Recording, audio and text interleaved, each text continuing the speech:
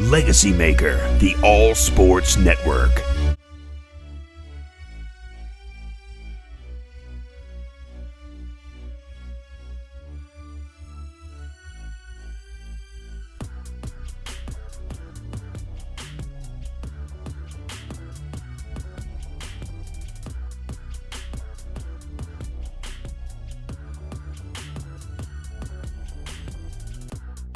First occurred, when George Floyd was murdered.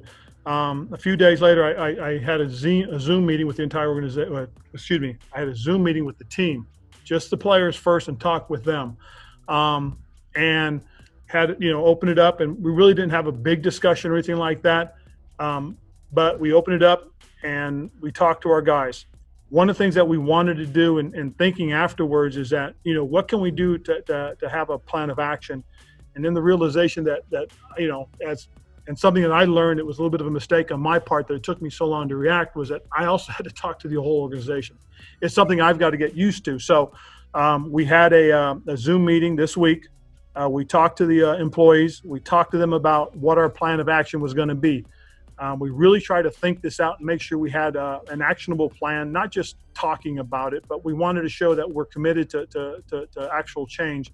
So we developed this idea of having these focus groups where we can sit down, talk about things, discuss it, over the Zoom meetings as to what we can do to help impact our community. I talked to Mr. Snyder about that, and he was all for it. So we had the meeting on Monday. We explained to everybody what we'd like to try to do. We invited everybody into it. On the organizational meeting, we had over 255 people in attendance and had an opportunity to speak to them.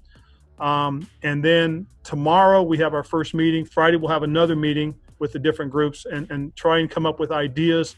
And again, as I said, actionable ideas, nothing that we just don't want to talk about it. We want to get involved. So it's something we really thought out.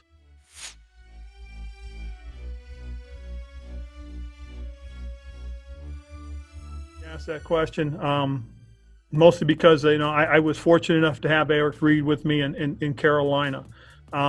And it was real interesting because we went and decided we were going to sign Eric only on football. We weren't going to talk to him about, what his intent was as far as the anthem was concerned until after.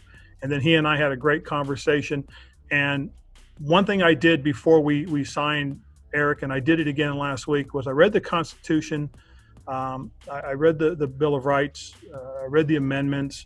I even read the oath of office, just so I understood everything that I needed to going into this situation. And when Eric and I talked, it was an eye-opener for me personally.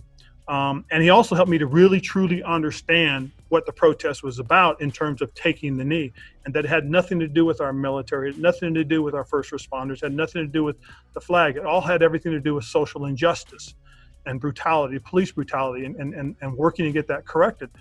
And so I was fine with it. I had no issue with it because of what I had read, because of what the Constitution said, what the Bill of Rights talked about, the right to life, liberty, the right to freedom, life, and liberty. I mean, it's there. It talks about these freedoms and these rights that we have.